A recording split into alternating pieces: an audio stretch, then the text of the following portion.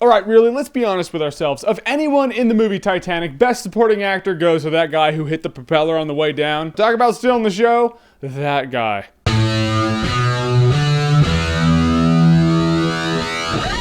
Titanic in 3D. Alright, so it has been years since I've seen Titanic. Last time I saw Titanic, I hated Titanic because I wanted to hate Titanic because I was a really greasy-haired, zitty-faced nerd, and every girl in the world wanted to use DiCaprio's face as a bicycle seat. I just didn't like that. I was like, what? What's wrong with my little greasy, zitty face? It makes a fine bicycle seat. I mean, look at this nose. You think about the possibilities. But now I have once again seen James Cameron's Titanic. Alright, so the movie Titanic is pretty much exactly what it sounds like. It's a movie about the ship Titanic, which sinks. And on this ship are a few fictional characters, one of which is Rose, played by Kate Winslet. And she's engaged to Billy Zane, more on that guy later. And she hates her life, you know, because she's just surrounded by a bunch of really pretentious rich people who are all like, oh, the over-under stock exchange, yes.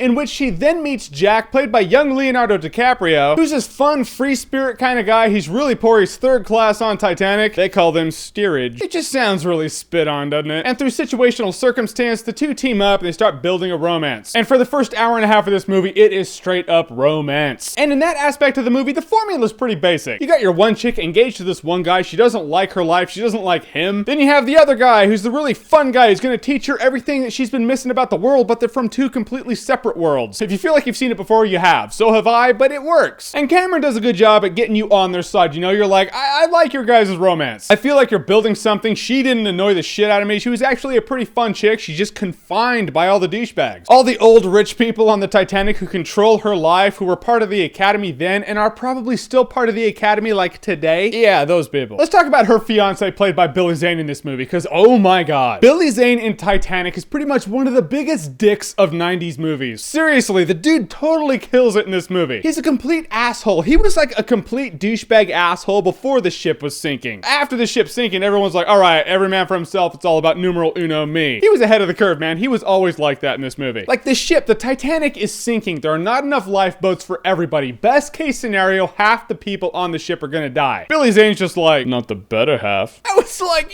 wow, you did. You went there. You totally...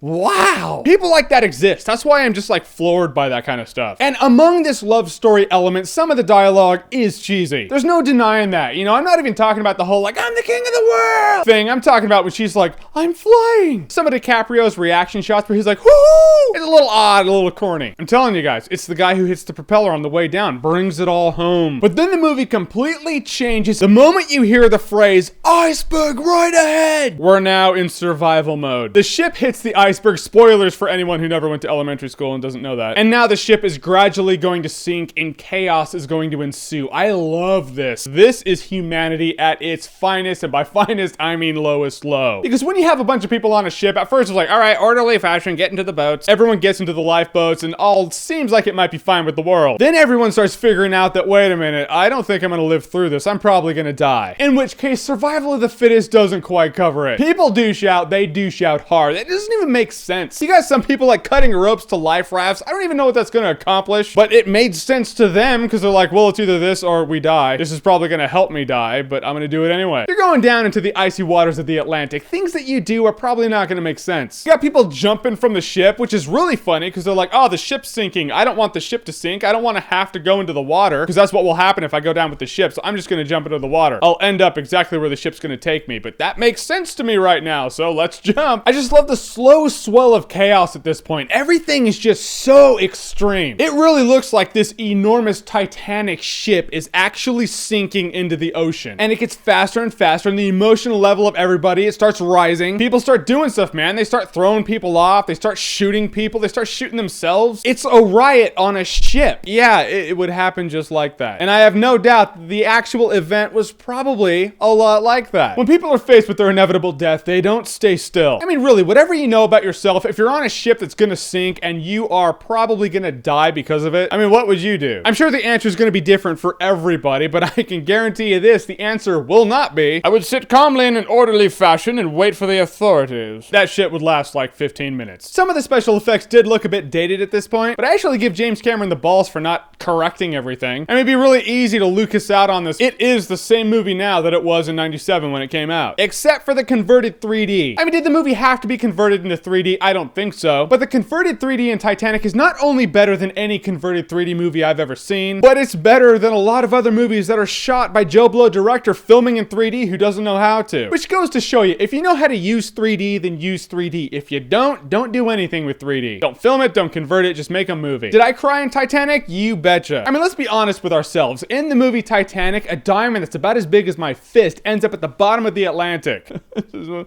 Oh, what a waste of money. Cried like a baby at that little fact. So is it a puppy love romance? Yes, it absolutely is. Is the movie a hardcore survival movie about what people do when they're faced with their inevitable death amongst a catastrophe? You betcha. And does a guy fall from the Titanic and smack a propeller and spin as he hits the ocean? Yes. And does it do all of these well? Yes, it does. If for nothing else, I can say I'm actually excited that Titanic was re-released because I'm thinking soon it's going to be released on Blu-ray. Because I myself would buy Titanic on Blu-ray. Love story or the absurd rising fire of chaos. Whatever you like about it, you'll like something in Titanic. So your favorite James Cameron movie out there of all of them, what is it? Comment below, let me know. Some of you assholes are going to say Piranha 2, aren't you? I know you are. I said it for you. So now if you say it, it's not original. But you can still say it if you want to. Only it'll be a little disappointing. And as always, if you like what you've seen here and you want to see more, click right here to see more.